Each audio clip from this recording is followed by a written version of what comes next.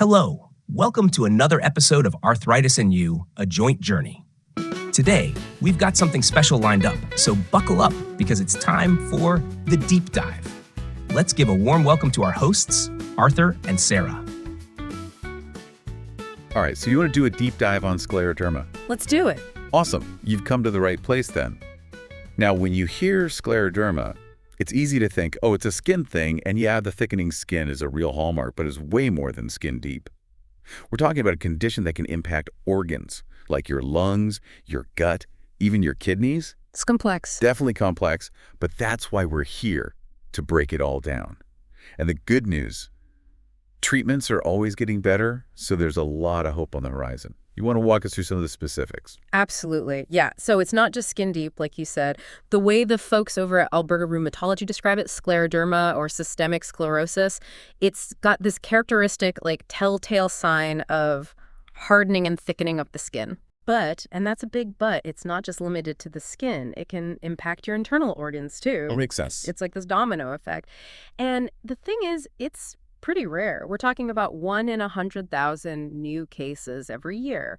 And it tends to pop up more in women, especially between, say, their 30s and 50s. Okay, so not exactly a common cold. I guess that makes understanding it all the more important. Now, what about the root cause? Is this one of those medical mysteries they're still trying to crack? It's a puzzle, for sure. The exact cause is still unknown, but picture this. You've got this genetic predisposition, right? We don't know exactly what it is yet, but something, either in your environment or even inside your body, triggers this immune response, and boom, scleroderma. So your immune system basically goes a little haywire. Exactly. And how it goes haywire determines how the scleroderma shows up, the symptoms, which areas of the body it decides to target. It's different for everybody. And those symptoms, I mean, our research mentions some pretty wild stuff, starting with the skin thickening, hardening, and it doesn't just pick one spot, huh? No, it's not like some small rash. It often starts in the hands, but it can happen anywhere, literally anywhere on your body. Wow. Imagine your skin slowly feeling like it's turning into leather. Not the most comfortable feeling. No, not at all. And it can be very noticeable. And it doesn't stop there. You can get these calcium deposits, calcinosis, forming under the skin. And then there's telangiectasias, which are basically dilated blood vessels. They're small, but definitely visible. Okay. So we're already getting a picture of how this could be tough physically and emotionally on someone dealing with this. We've got to talk about this Raynaud's phenomenon, too. That one sounds, well, colorful. It is, in a way. Picture this.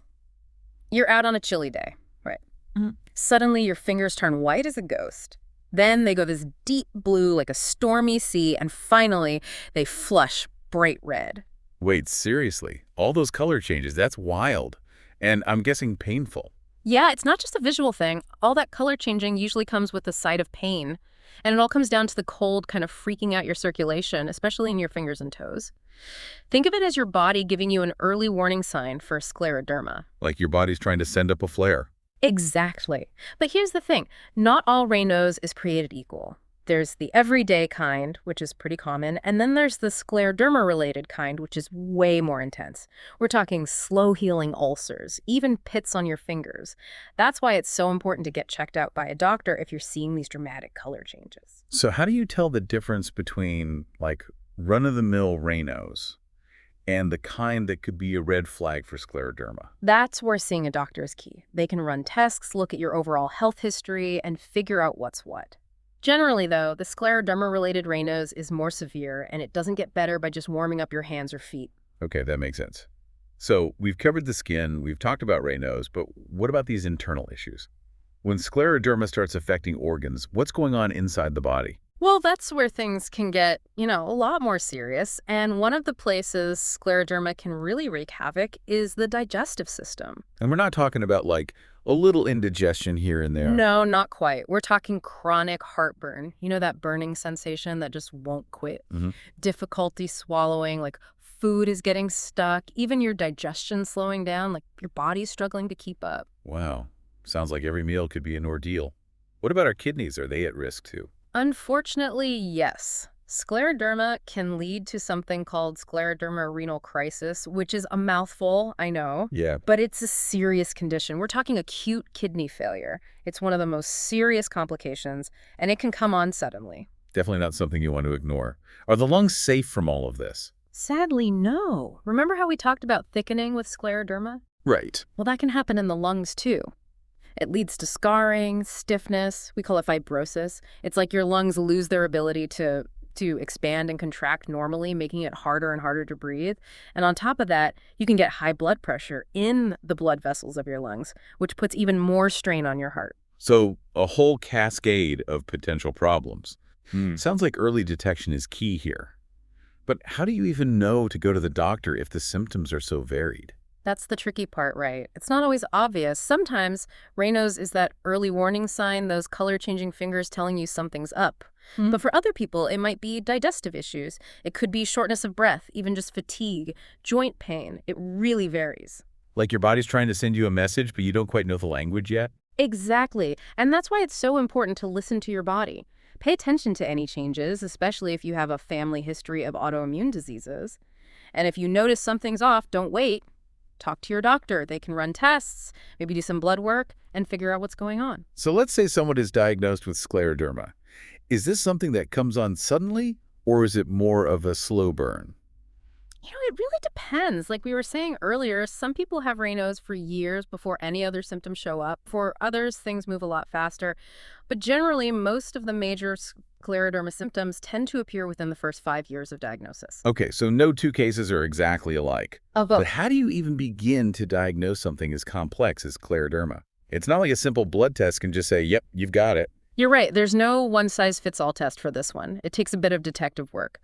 A rheumatologist who's a specialist in these types of conditions, they'll take your medical history, give you a physical exam, run some specific lab tests. Okay. They'll look for certain antibodies in your blood that are often present in scleroderma, but even those aren't always a slam dunk. So it's about connecting the dots, looking at the whole picture.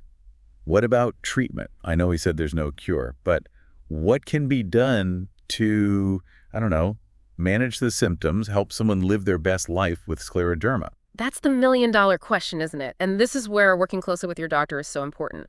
Treatment for scleroderma isn't about, tackling the whole thing at once. It's about addressing each symptom, finding what works best for you. Got it. So it's personalized. Very much so. I like that. Are there any, practical tips based on what we've learned so far that might be helpful for our listeners out there? Let's start with Raynaud's. We talked about warmth being key. So bundle up like it's the Arctic. Pretty much. Think layers, warm hats, scarves, gloves. Always have gloves handy. And here's a big one. If you smoke, now's the time to quit. Smoking can really worsen those Raynaud's symptoms, and it's worth talking to your doctor about any meds you're on, too. Some can actually aggravate Raynaud's as well. So being proactive, being informed, that's key. What about the skin tightening? Anything that can be done to address that? Well, if it's caught very early on, there might be medications that can slow down the progression. However, early detection, like we were saying, can be tricky. So the more important thing is focusing on maintaining flexibility. Think regular exercise, stretching, even gentle yoga, tai chi, mets. These can make a big difference. So even though there's no cure, there's still ways to, fight back, maintain your mobility. That's encouraging. What about those digestive issues we were talking about, like heartburn? Any relief in sight? Definitely talk to your doctor about medication options for that. There are some effective treatments out there that can really help. And lung problems. Those have got to be scary for someone with scleroderma. You're right, lung issues are a big concern. But the good news is early detection is key. A lot of doctors recommend regular checkups, breathing tests, even if you're not having noticeable symptoms. So you're one step ahead. Exactly. We talked about potential kidney problems too. What advice do you have for someone dealing with that aspect of scleroderma? Well, with kidney problems, it's all about being vigilant. Keep an eye out for any changes in your urine. Maybe it's a different color or you're going more or less often. Those are red flags. And watch your blood pressure. A sudden spike could be a sign of trouble. Don't hesitate to call your doctor if anything seems off. It's like your kidney sending an SOS. Exactly. We've covered so much, from skin to lungs, everything in between. It seems like scleroderma can show up in so many ways. What does that mean for someone's long-term outlook if they have this condition? That's the million-dollar question. And it's tough to give a one-size-fits-all answer. Honestly, the prognosis with scleroderma varies a lot from person to person, depending on how their condition is behaving. Everybody's experience is unique. Are there any general patterns, though? Yeah, there are a few things that seem to play a role. For example, people who have less skin involvement tend to have a better outlook than those with more widespread skin changes. And like we talked about, whether your lungs, heart, or kidneys are involved can have a big impact on the long-term picture. So the more organs involved, the more complex it gets. What about early treatment? Does that make a difference? Huge difference. Catching and treating scleroderma early on can really change things for the better. Studies have shown that the 5-year survival rate can range from 70% to 90% depending on the type of scleroderma and how early it's managed. Wow, okay. Those numbers, that's a good reminder that there's definitely hope out there and that being proactive about your health it's crucial. Couldn't agree more. It's all about working closely with your healthcare team, staying informed, advocating for yourself. Knowledge is power, especially with something as complex as scleroderma. Well said. There you have it, listeners. A deep dive into the world of scleroderma. We've explored the complexities, the challenges, and most importantly, the hope that's out there. We've learned there's no one-size-fits-all, but early detection, proactive management, a strong support system can make all the difference. Keep those brains engaged and those questions coming. We'll be back soon with another deep dive into a topic we know you're curious about.